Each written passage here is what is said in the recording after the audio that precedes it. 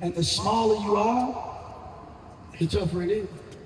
So when you're smaller, you have to be exceptional.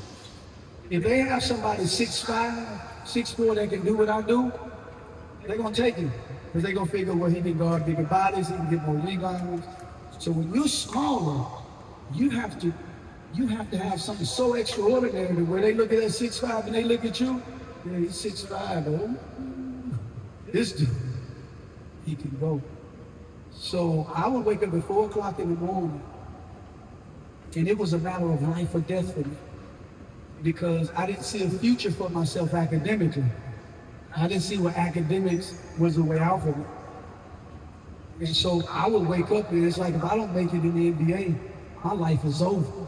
So you playing against somebody with that mindset is a whole lot different than playing against somebody that just like the game, because they're taking it serious.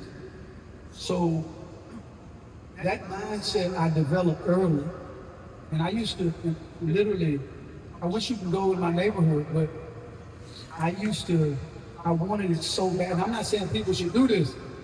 I wanted it so bad, I was blind, oblivious to a lot of my surroundings. It could be thundering and lightning outside. Like dark, you would think a tornado's about to fall out the sky. I'm not exaggerating. Oh, you can hear that? When I'm getting my shoes on and I'm walking outside, and I'm moving like this. On my way is about 3, 4 blocks to get to the basketball court. Because I'm like, man, I gotta make it. And I said, nobody's doing this. And this was my mindset at that age. And I'm like, I'm not gonna put myself through this abuse. If you get on the court, just let you do whatever you wanna do.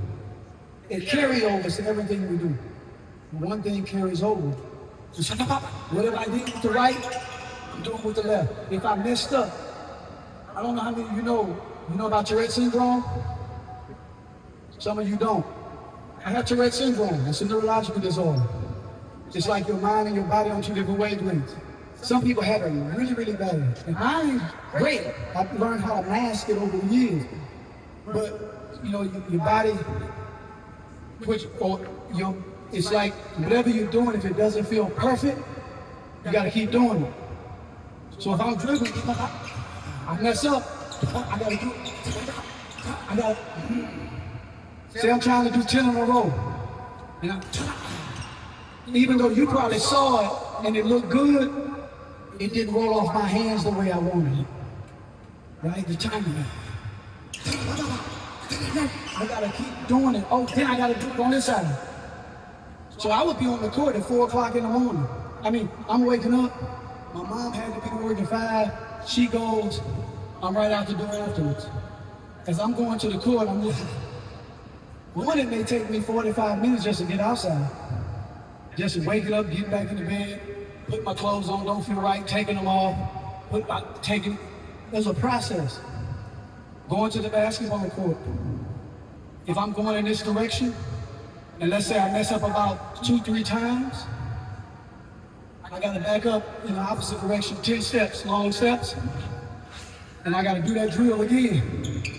And I gotta do it with my left. Every time I mess up, 2, 3 times, I gotta back up 10 steps. So I'm doing this the whole time. That may take me 45, 50 minutes to get to the basketball court. Now I'm on the basketball court. I'm imagining 2, 3 invisible people that are always playing against me. And they're this close to the basketball. And I'm trying to escape my imagination and get the shot off. Because I know I have to be able to create space. And your imagination is the strongest thing you have. Fucking right. Right? And I would even go up and I would imagine getting hit. I'm out there by myself. If you would have saw me, you'd have been like, you crazy? You're doing crazy. Who are we playing against? This is what I'm doing day in and day out. So imagine 45 minutes or so to get out the house, about 45 minutes to get, but that's work though. It's a headache, but it's building. Michael Jordan's mother said, whatever you end up building, ends up building you. So as I'm doing this, even though it's frustrating, but I know I gotta get through it because I want to be here, right? You don't realize the amount of building that's taking place until you finally, after some time, you get on the court with guys, and it's easy. So now I'm on the court, I'm training for about an hour and a half, and I was always taught to train with everything. You know, like a lot of times I see you guys, and I know people are watching, and to be vulnerable is something, right? It's hard to be vulnerable, to get to the point when you're so tired, you can't control your muscles, it's shaking. You feel like you're gonna die. Most of every day, a lot of it's because Tourette syndrome. So if I'm working on an hour and a half, at the end of that workout, I'm exhausted. The Tourette syndrome would kick in. The hour and a half ain't finished. He would say, you gotta now make 10 shots while you're tired. Any move you make prior to making that 10 shots can have no glitches. If you mess up, it don't count. I can have, and all your shots while you're tired have to be straight net, all net. If that's what he told me to do, that's what I had to do.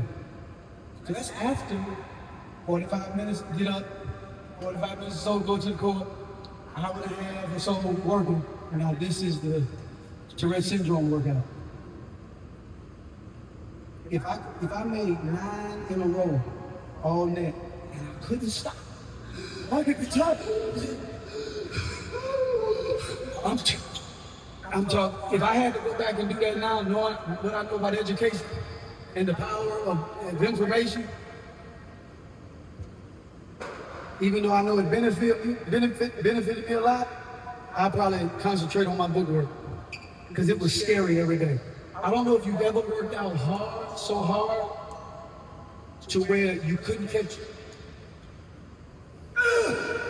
And you didn't think your breath would come, and it comes out at the last second, and tears are coming down your face, and it's scared to mess out of you because you couldn't stop.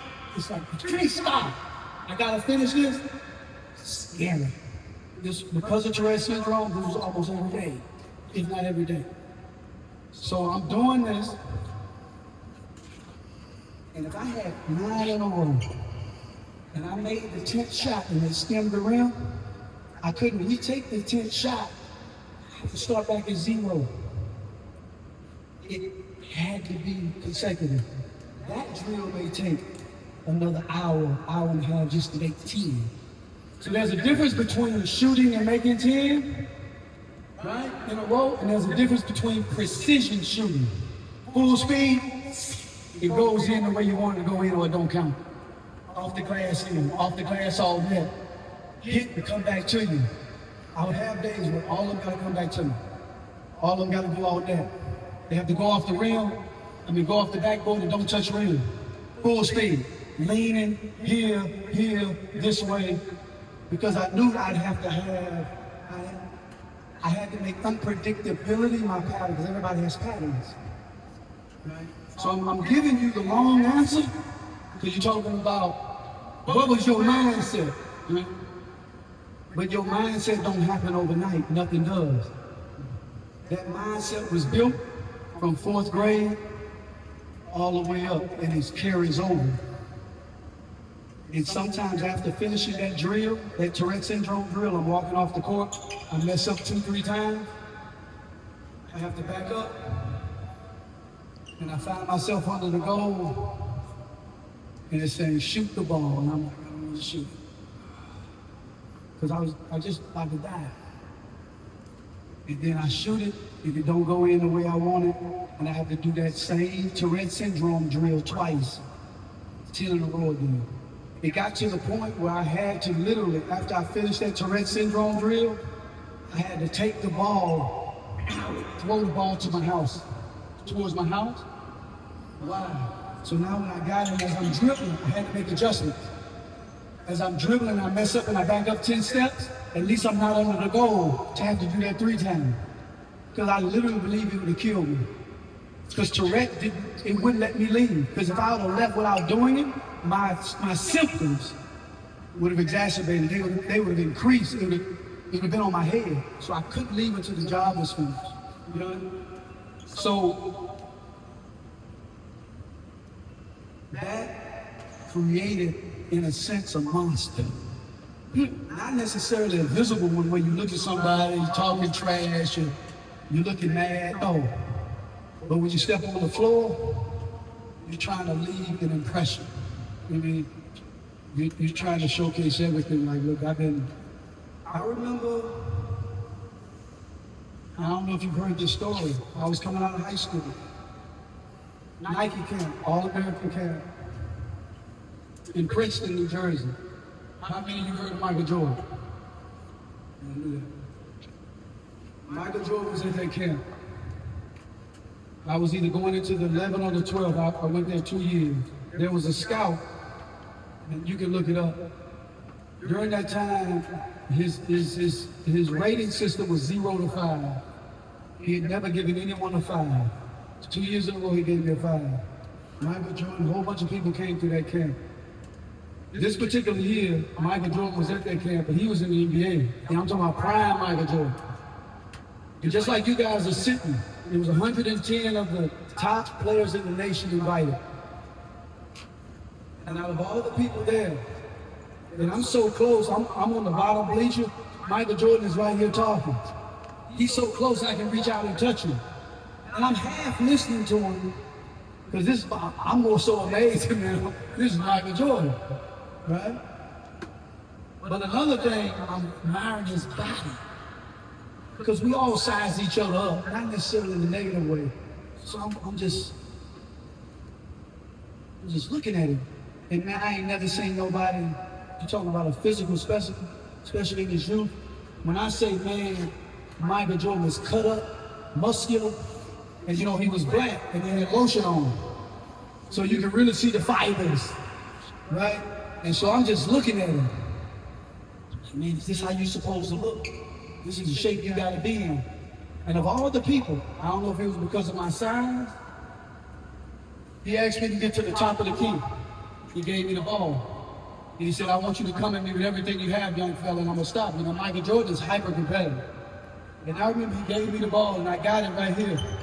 And I gave him a jab, and I took off. And Michael, he took off with me. If I would have went straight up, he's 6'6", he would have had it. So what I did as I had him beat, I just kept going through and I took something off of it and I scored on him. Crowd went crazy. Outwardly, I didn't show it. My insides was like, if you could have saw my insides, man, I just scored on Michael Jordan. But because people were watching, you don't always want people to think that you surprised. So I just walk up like I do this all the time. After I did it. But you don't want to carry yourself cocky. And I'm thinking it's over. Michael Jordan gives me the ball again. I was like, oh. So this time when he gives it to me, if you know anything about patterns, you want to make it seem like you're getting ready to do the same thing. Maybe you will, maybe you won't, depending on what they give you. This time he drops it in front of me and it bounces. I don't establish a pivot. I land on both. So I'm still in this position, looking like I'm gonna do this. So this time I do this, take it between my legs and I lean. He bites, I cross him over, I score on that end. 2 shots, 2 scores. The ball comes out, he asks me for it, and tells me to go sit down. And I can remember like yesterday, man, I sat down and I was having a conversation with myself, not out loud. I said, man, I just scored on Michael Jordan twice. And it was easy. I said, wait until I go tell my homeboys, man, they ain't gonna believe it. But it didn't take me until years later. Because at that age, I'm in high school, going to the 11th or 12th grade. This is the power of hard, smart work, being consistent with your work. And I got so many scratches on my arm. 90-some% of these scratches came from one-on-one on the street. I played a lot of one-on-one. A lot of one-on-one. What was I going to say before I said that? I'm trying to give you everything I can. I said something before I said that. What was it?